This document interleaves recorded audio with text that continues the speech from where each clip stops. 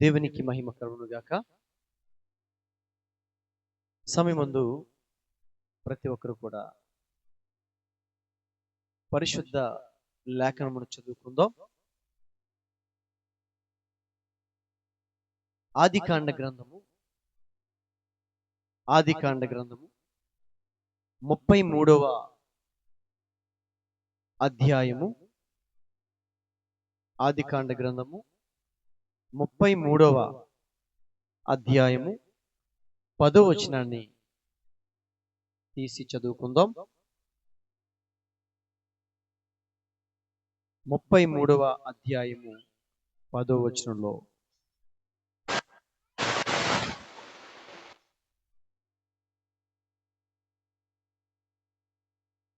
ఆదికాండ గ్రంథము 33వ అధ్యాయము 10వ వచనం తీసి చదువుకుందాం.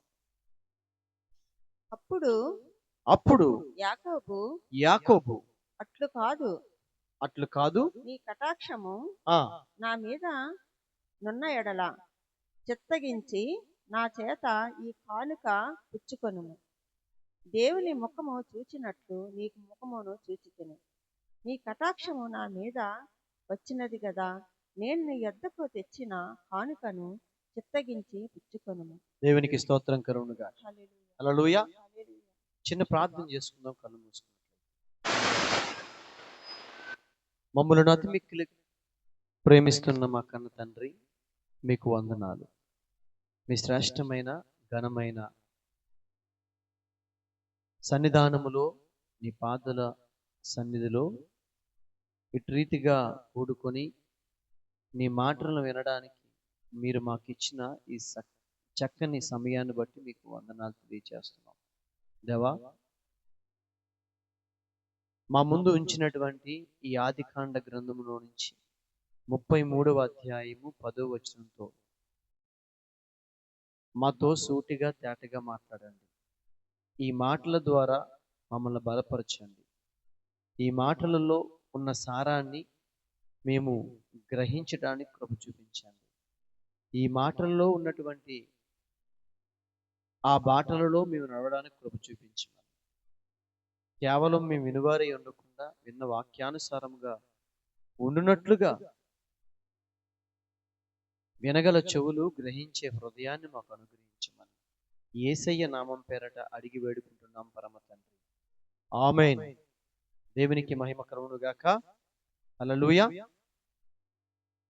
ఈ సమయంలో ఆదికాండ గ్రంథము 33వ అధ్యాయము 10వ వచనంలో ఏమనుందయ్యా అంటే, రెండవ భాగంలో దేవుని ముఖము చూచినట్లు నీ ముఖము చూచితిని అని అక్కడ ఒక మాట రాసి ఉంది. ఈరోజు ఒక ప్రాముఖ్యమైనటువంటి అంశాన్ని మీకు తెలియచేయాలని ఆశపడతా ఉన్నాను. సమయము కొద్దిగా ఉన్నప్పటికీ విలువైనటువంటి మాటలు మనం ఎంతైనా వినవలసిన వారమై ఉన్నాము. హల్లెలూయా. అంటే చెప్తాం హల్లెలూయా. ప్రియ సహోదరి సహోదరులారా, ప్రియమైన దేవుని జనాంగమా, ప్రియమైన దేవుని సంగమా, ప్రభువు ఈరోజు మనతో చాలా విలువైనటువంటి మాట తెలియచేస్తా ఉన్నాడు. ఏంటి ఆ మాట అని మనం చూసుకున్నట్లయితే, ఆయన ముఖము నీ ముఖము. చెప్పండి, ఆయన ముఖము నీ ముఖము అంటే నీ నా మనందరి ముఖాలు. ఎందుకో ప్రభు నా మదిలో ఈ ముఖము అనేటటువంటి ఒక ఉన్నతమైనటువంటి మాటని నాకు ప్రభు చూపిస్తా ఉన్నాడు. అయితే ప్రియ సహోదరి సహోదరులారా, దేవుని ముఖం ఎలా ఉంటుందో, దేవుని యొక్క ఆ ముఖములో ఉన్నటువంటి తేజస్సు ఎటువంటిదో, అటువంటి ముఖ కవలికలు, ముఖ సౌందర్యము, ఆ తేజస్సు మనలోని కూడా ఉండాలని ఆశపడుతున్నటువంటి దేవుడు ఎవరైనా ఉన్నారు అంటే అది నేను ప్రకటిస్తున్నటువంటి నజరేయుడైన యేసుక్రీస్తు ప్రభువారు. హల్లెలూయా. హల్లెలూయా. ప్రియమైన సహోదరి సహోదరుడా, ఈ మాటలు వింటున్నటువంటి నీవు, నీ ముఖం ఎలా ఉంది? ఒక నిమిషం ఆగండి, అద్దంలో చూసి వస్తాను అని అంటారా? కాదు కాదు.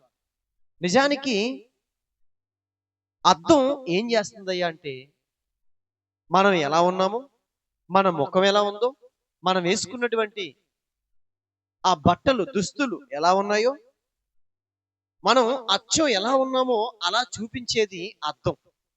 అవునా కాదండి? నిజమేనా? నిజమన్న వాళ్ళు చేయొద్దండి. అద్దం మన ప్రతిబింబాన్ని చూపించేది. కానీ నేను ప్రకటిస్తున్నటువంటి వాక్యపు అద్దం ఏం చేస్తుందంటే, నీ హృదయ అంతరంగములో ఉన్నటువంటి పాపాన్ని కడిగి వేస్తుంది. హల్లెలూయా. పాపాన్ని చూపించి వాక్యముతో ఉదక స్థానం చేయించి నిన్ను అనేకులు ఎదుట ఆశీర్వాదకరమైనటువంటి ఉన్నత స్థితిలో నిలవబెట్టేది వాక్యపు అద్దం. హల్లెలూయా. లోకంలో ఉన్నటువంటి అద్దం మనం ఎలా ఉన్నామో చూపించేది, కానీ వాక్యపు అద్దం మన యొక్క ఆధ్యాత్మిక జీవితం ఎలా ఉందో చూపించేది. హల్లెలూయా. చూద్దాం ఒకసారి కీర్తనల భాగం నుంచి 44వ సంకీర్తన 3వ చరణాన్ని మనం చూసుకుందామా? 44వ సంకీర్తన 3వ చరణంలో ఈ విధంగా ఉంది. వారు తమ ఖడ్గము చేత దేహమును స్వాధీనపరుచుకొనలేదు, వారి బాహువు వారికి జయమివ్వలేదు. నీవు వారిని కటాక్షించితివి కనుక, ఇక్కడ అంటాడు, నీ దయా, నీ దక్షిణాస్తమే, నీ బాహువే, నీ ముఖ కాంతియే వారికి విజయము కలుగజేసెను. దేవునికి స్తోత్రం కలుగును గాక. హల్లెలూయా. దేవుని ముఖకాంతి మనల్ని ఏం చేస్తుంది అంటే విజయంలోనికి నడిపిస్తుంది. హల్లెలూయా. ఎక్కడ నడిపిస్తుందండి? విజయంలోనికి నడిపిస్తుంది. మనకి విజయాన్ని ఇచ్చేది దేవుని మాట. ఈ లోకంలో ఉన్నటువంటి వారి మాటలు ఒకవేళ కొంతకాలమే ఉంటాయి. అది ఎంతవరకు ఉంటాయంట? నిజానికి నేడు మరణాల సంఖ్య మనం చూసుకున్నట్లయితే, ఉదయం చనిపోతే సాయంత్రానికి మర్చిపోయేటటువంటి వారు ఎక్కువైపోయారు. నిజానికి కొన్ని సంవత్సరాల క్రితం, అనగా నా చిన్నతనంలో చూసుకున్నట్లయితే, ఇప్పటికీ కూడా కొన్ని పల్లెటూరుల్లో చూసుకున్నట్లయితే, ఒక గుమ్మంలో వారి ఇంటి వారు ఎవరైనా మరణించారనుకోండి, ఆ పల్లె అంతా కూడా నిశ్శబ్దం అయిపోతుంది, మౌనం అయిపోతుంది. ఏ ఇంట కూడా కనీసం పొయ్యి వెలిగించబడదు. అంటే ఎవరు కూడా తినడానికి ఆహార పదార్థాలు తయారు చేసుకోరు. ఎందుకంటే వారి ఇంటిలో ఉన్నటువంటి ఆ మరణ బాధ మా ఇంట్లోకి వచ్చింది అన్నంతలా ఫీల్ అయ్యేటటువంటి వారు ఉండేవారు. కానీ నేడు అలాంటి స్థితి లేదు.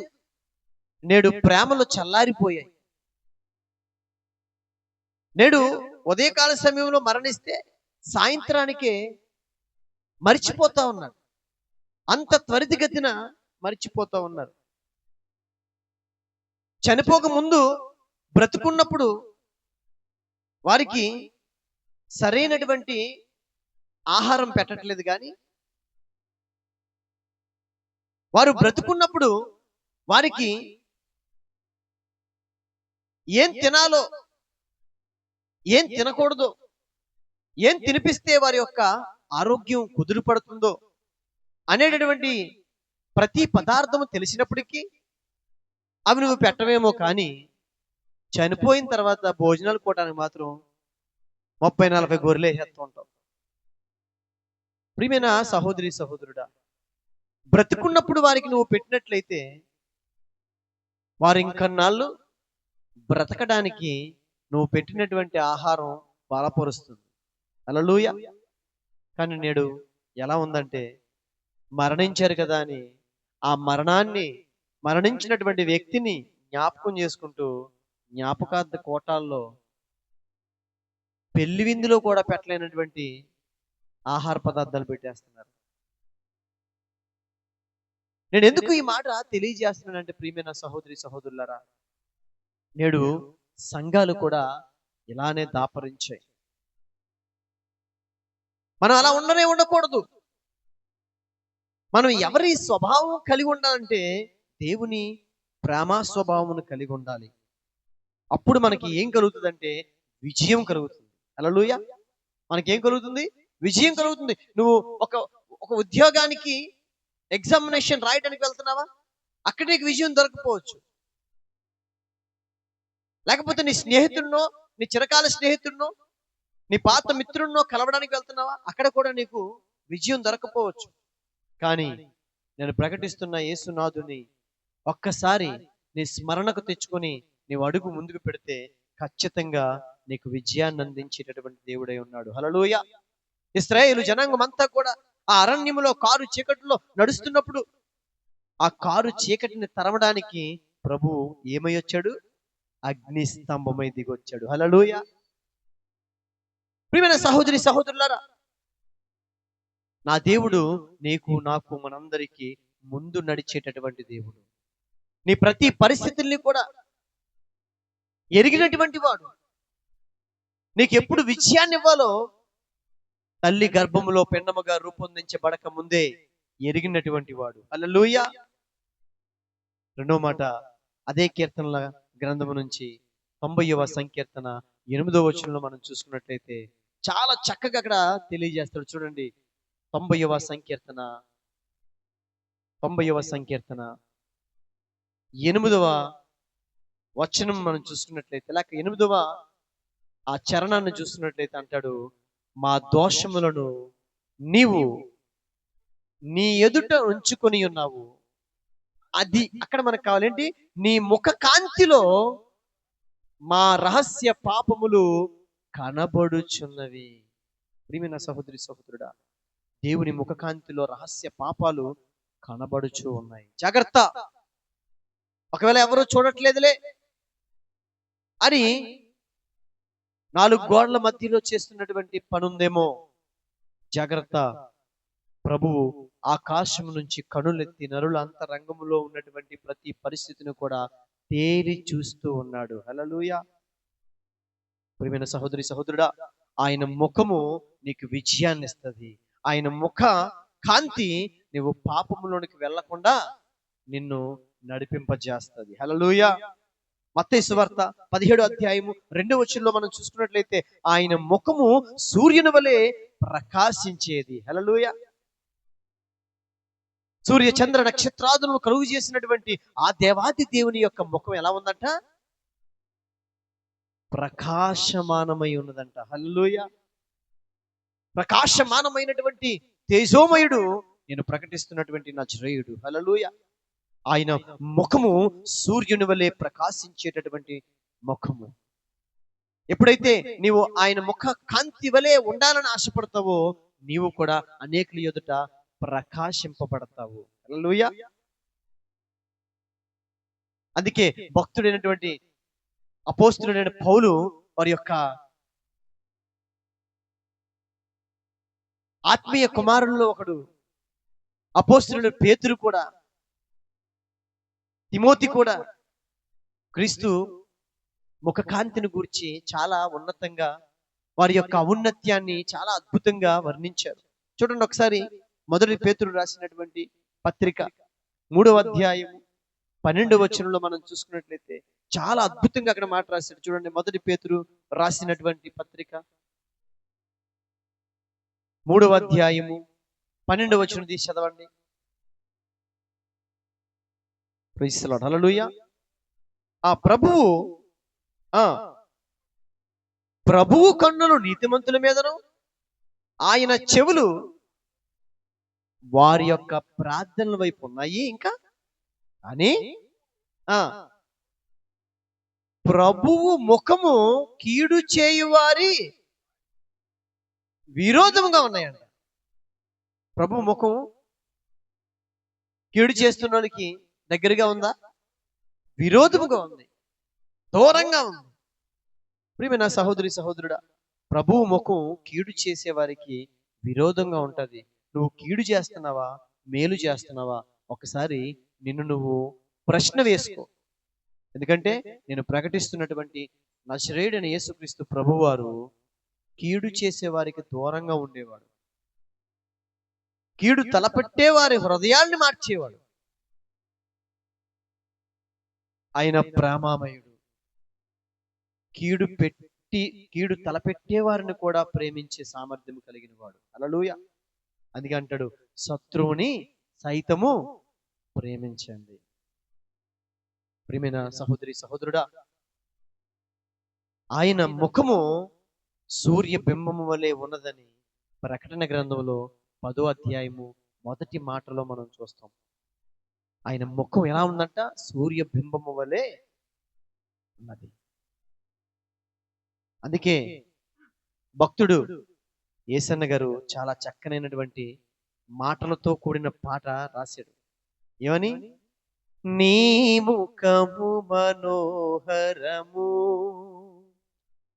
నీ స్వరము మాధుర్యము,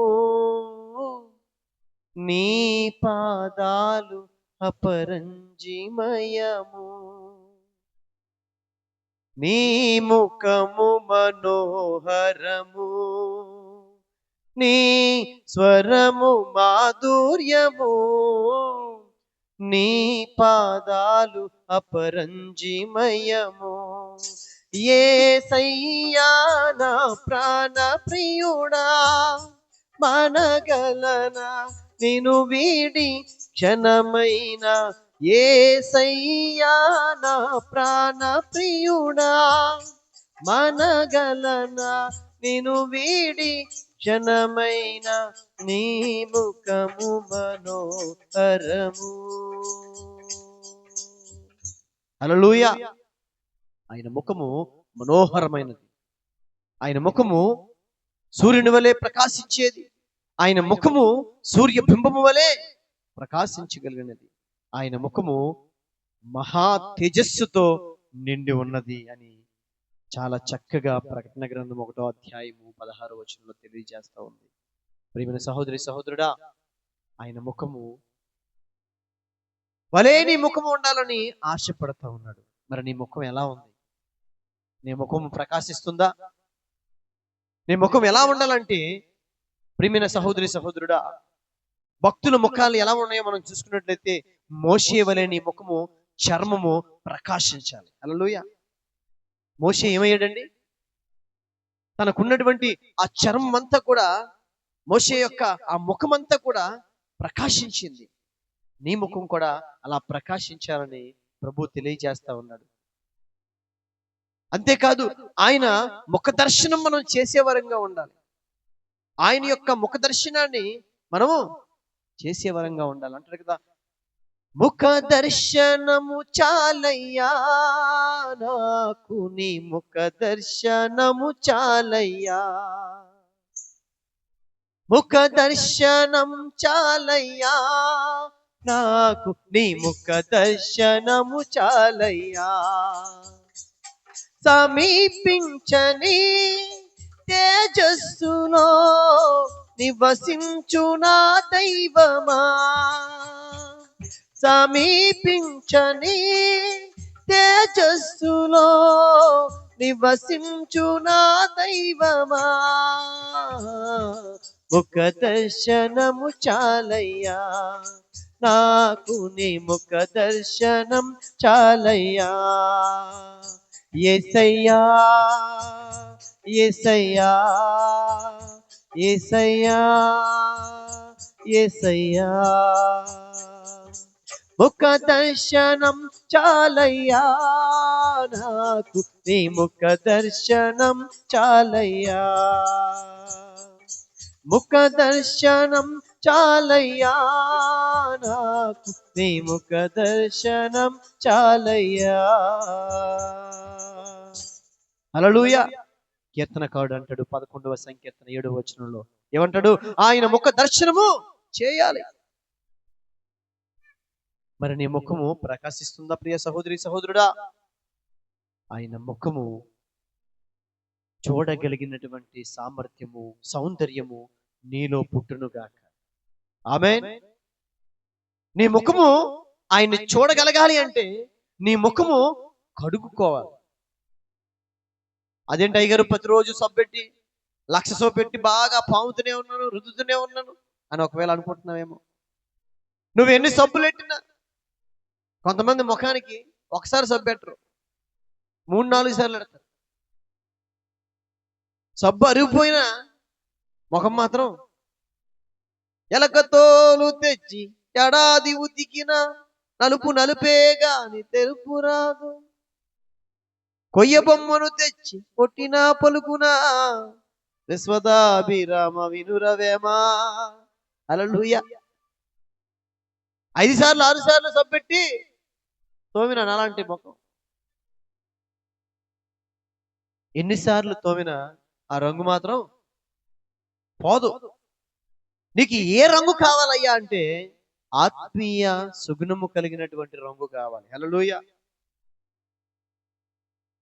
ప్రియమైన సహోదరి సహోదరుడా, నీ ముఖము కడుగుకో. ఎలా కడుక్కోవాలో చూడండి. మత్తయి సువార్త 6వ అధ్యాయము 17వ వచనంలో ఉంటుంది. మీరు తీసి చదవండి. మత్తయి సువార్త 6వ అధ్యాయము, మత్తయి సువార్త 6వ అధ్యాయము 17వ వచనం తీసి చదవండి. చదవండి. ఉపవాసము చేయనట్లు మనుషులకు కనబడవలనని కాక రహస్యమందున్న నీ తండ్రికే కనబడవలనని నీవు ఉపవాసము చేయనప్పుడు ఫస్ట్ ఏం చేయాలంట? నీ తల అంటుకొని నీ ముఖము కడుగుకొనుము. ఇదేంటి? తల అంటుకొని ముఖం కడుక్కోవాలి. చాలా ఆత్మీయ అర్థాన్ని తీసుకొస్తా ఉన్నాడు పరిశుద్ధాత్మ దేవుడు మన ముందుకు.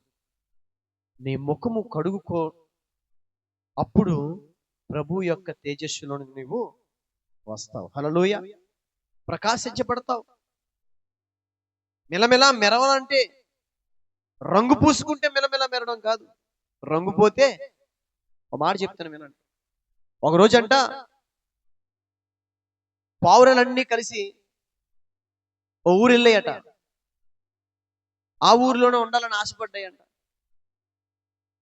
ఆ పావురాలకి ఆ ఊరిలోనే సరైనటువంటి ఆహారం కూడా దొరుకుతా ఉందంట. ఈ ఆహారం దొరుకుతుంది కదా అని అక్కడే ఉండిపోయి చక్కగా ప్రతిరోజు కడుపు నిండుగా ఆహారాన్ని తింటూ చాలా సంతోషంగా గడుపుతున్నటువంటి ఆ సమయంలో దూరం నుంచి ఒక కాకి పావురాలు గుంపుగా చూసిందంట. పావురాలు గుంపుగా చూసి, ఏంటి ప్రతిరోజు ఆ పావురాలకి ఆహారం దొరుకుతుంది, కానీ నాకు మాత్రం ఆహారం దొరకట్లేదే, నేను ఎలాగైనా సరే ఆ పావురాలకి స్నేహం చేయాలి, ఆ పావురాలతో నేను కూడా స్నేహం చేయాలని ఆశపడింది. ఆశపడితే ఓ 2 సార్లు ఈ పావురాల గుంపు దగ్గరికి ఈ నల్లని కాకి వెళ్ళిన పావురాలన్నీ కలిసి ఏం చేసి అంటే వాటి యొక్క సూదంటి ముక్కుతో పొడిసి పొడిసి పొడిసి కాకిని పొమ్మని వెంటనే అక్కడి నుంచి పారిపోయింది కాకి. ఒకరోజు కాకి ఏం చేసిందంటే ఒక ఇంటి దగ్గరికి వెళ్ళి ఆలోచన చేస్తుంది.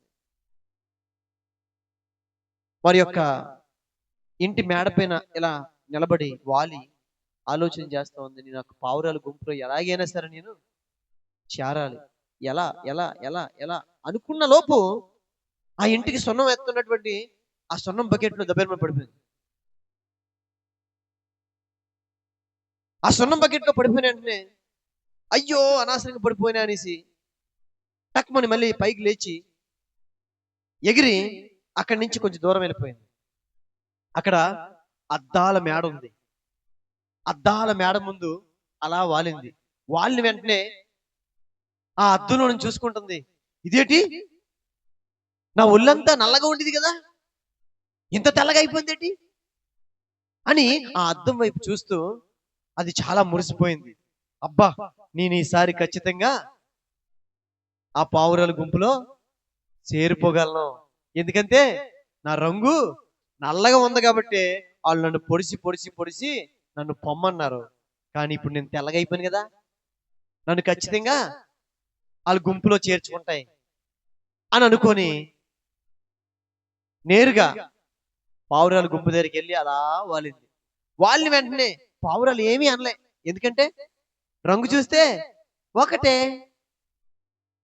ఇది మా జాతే అని అనుకున్నాయి. తీరా చూస్తే ఆ పావురాలన్నీ కూడా చాలా బుద్దు బుద్దుగా బుజ్జి బుజ్జిగా ఉంటాయి. కాకి మాత్రం బండపోతులకు ఎలా ఉంటది. దాన్ని చూసి పావురాలన్నీ అంటున్నాయి, ఏంటి నువ్వు ఇంతలా ఉన్నావు అని అంటున్నాయి.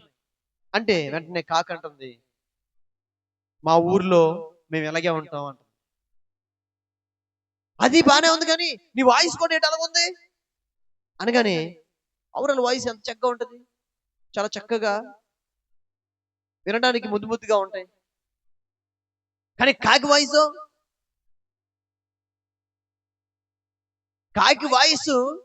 కంగారు పెట్టేది.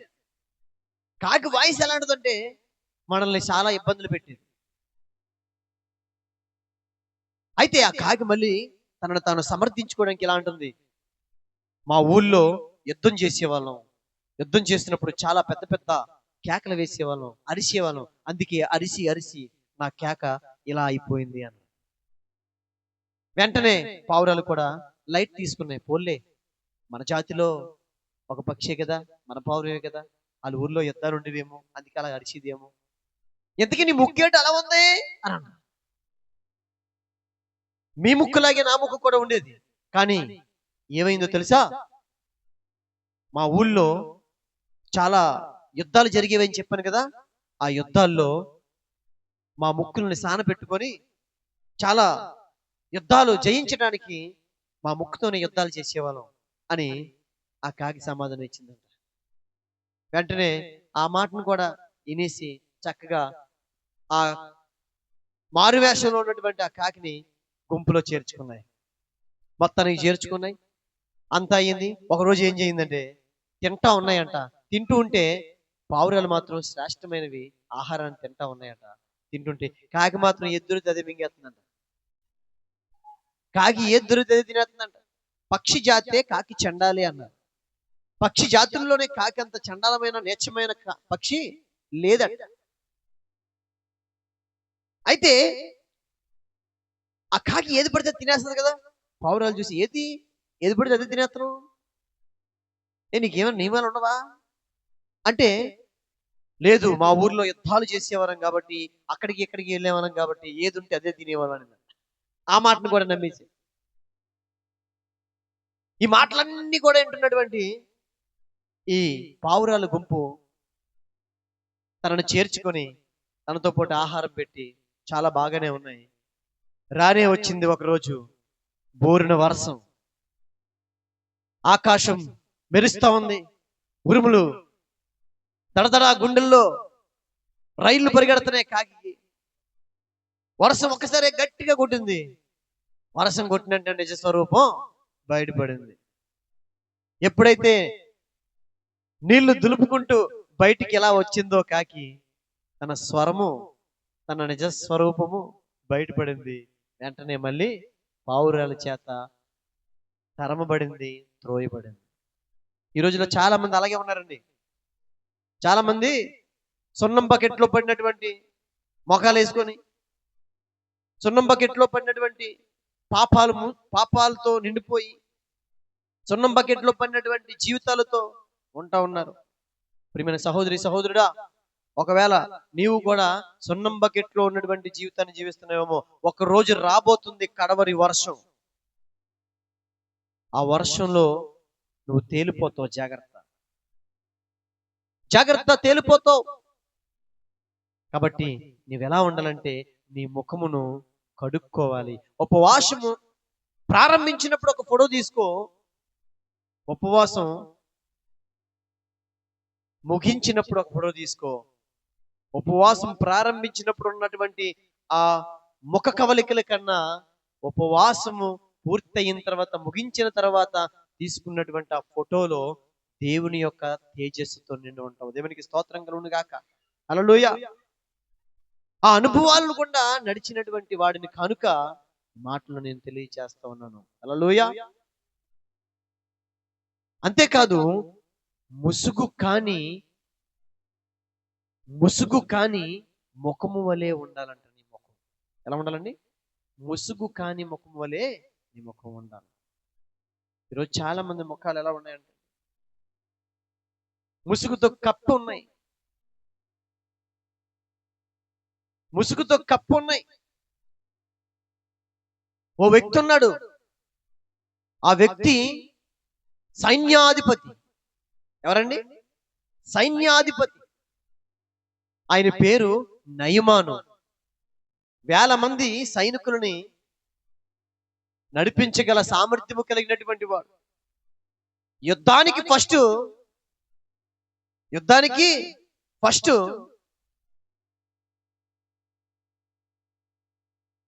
కానీ తనలో ఉన్నటువంటి రోగము చేత చాలా కృంగిపోతూ ఉన్నటువంటి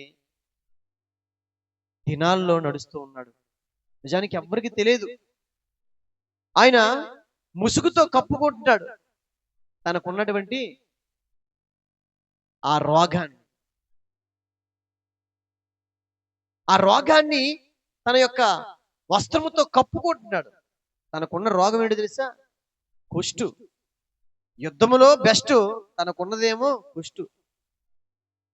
నిజానికి ఆ కుష్టు నయం చేసుకోవడానికి వెళ్ళలేదు, కానీ తను ఆ కుష్టుని కప్పుకుంటా ఉన్నాడు. ఈరోజు చాలా మంది అలాంటి కుష్టు స్వభావంతో ఉన్నటువంటి వారు. ఒకవేళ అలాగే కప్పుకుంటున్నారా? కప్పుకోకండి, విప్పేసుకోండి ప్రభు పాదాల సన్నిధిలో. ప్రభువు నీ పాపములను నీ నుంచి తీసి పారవేయబడుటకు సమర్థుడు. హల్లెలూయా. నువ్వు ఎప్పుడైతే కప్పుకుంటావో పాపాలని, ఆ పాపము నిన్ను ఏం చేస్తుందంటే పతనంలోనికి తీసుకెళ్ళిపోద్ది. జాగ్రత్త. ఓ రోజు ఓ యజమాని పామును పెంచుకుంటూ ఉన్నాడు. పాముని చాలా అందంగా పెంచుకుంటా ఉన్నాడు. ఆ పామును పెంచుకుంటూ పాముకి ప్రతిరోజు కూడా ఆహారంకి ఓ ఎలకనేసేవాడు. ప్రతిరోజు ఆ పాముని ఒక బోన్లో పెట్టేవాడు. ఆ బోన్లో చూడండి, బియ్యం గింజ పైన ఉన్నటువంటి ఓక ఉంటది కదా, ఆ ఓక అందులో పెట్టి ఆ పాముకి ఎక్కడ మెత్తగా ఉండాలని అందులో పెట్టి చక్కగా దాన్ని పెంచేవాడు. రోజుకు ఒక ఎలక పిల్లని వేసేవాడు. చక్కగా ఆ ఎలకని తిని అందులో చక్కగా పడుకునేది. ఒకరోజు ఒక ఎలక పిల్లని తీసుకొచ్చి అందులో వేసాడు. అప్పుడు ఆ పాము చాలా మత్తుగా పడుకుని ఉంది. ఎందుకంటే తన కడుపు నిండగా ఆహారం ఉంది. ఈ ఎలక పిల్ల అనుకుంటుంది, పాము నన్ను తినేస్తుంది కాబట్టి అది పడుకుంది కదా, అది పడుకున్న లోపలికి నేను దాని నుంచి తప్పించుకోవాలనుకుంటున్నాను. ఆ బోన్ నుంచి తప్పించుకోవడానికి అవకాశం లేదు. కానీ మెత్తని ఓక, ఏంటది? మెత్తని ఓక ఉంది కదా, ఆ ఓకని ఏం చేస్తుందంటే వెనక్కి తిరిగి వెనకాల 2 కాళ్ళతో పావుని కప్పేస్తుంది. ఏం చేస్తుంది? తంతు పావుని కప్పేస్తుంది. పడుకుంటుంది కదా పావుని కప్పేస్తుంది. ఫుల్లుగా పావుని కప్పేసింది. అమ్మయ్యా, ఇంకా పావు నన్ను చూడదు కాబట్టి నేను బతికిపోయాను అనుకున్నాను. ఈరోజు చాలా మంది అలాగే పాపాన్ని ఏం చేస్తారంటే పాపాన్ని కప్పేస్తుంటారు. పాపం పాము లాంటిది. అది ఒక్కసారి టక్కమని లేస్తుంది, లేచి కాటు వేస్తుంది. ప్రియ సహోదరి సహోదరుడా, అందుకే చాలా చక్కగా సహోదరుడు మంచి పాట రాశాడు. పాపం పాము వంటిది, పగపట్టి నిన్ను తరుమునురా, కాటు వేయక మానదురా, ఎవ్వరిని అది వదలదురా. యవ్వనుడా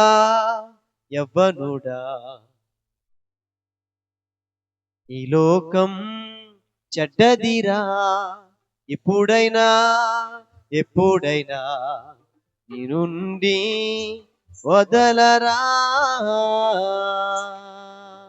హల్లెలూయా. పాపం పాము లాంటిదని చాలా చక్కగా పాముతో పోల్చాడు పాపాన్ని. నువ్వు అనుకుంటున్నావేమో ఒకవేళ పాము ఏం చేయదులే అని. అది కాటు వేస్తుంది, ఆ కాటు వల్ల మనం మరణిస్తాం. కాబట్టి పాపం కూడా పాము లాంటిదని గుర్తించి నీవు పాపానికి దూరంగా ఉండి ప్రభువు సన్నిధికి, ప్రభు వాక్యానికి, ప్రార్థనకి దగ్గరగా ఉన్నట్లయితే ఖచ్చితంగా నీవు ప్రకాశించబడతావు. హల్లెలూయా. నువ్వు ప్రకాశంగా మార్చబడాలంటే, నీ ముఖము ప్రకాశించాలంటే, నీ ముఖము తేజస్సుతో నిండాలంటే, సూర్యుని వల్లే ప్రకాశించాలంటే,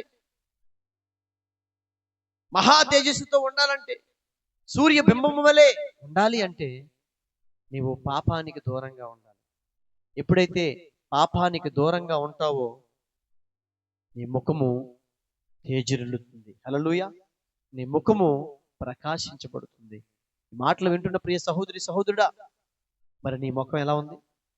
ఒకసారి నిన్ను పరీక్ష చేసుకో. ఒకసారి నిన్ను సరి చేసుకో. నీ ముఖం ఎలా ఉందో ఒక్కసారి ప్రభు పాదాల సన్నిధిలో మోకరిల్లి ప్రభువుకి తెలియజేయి.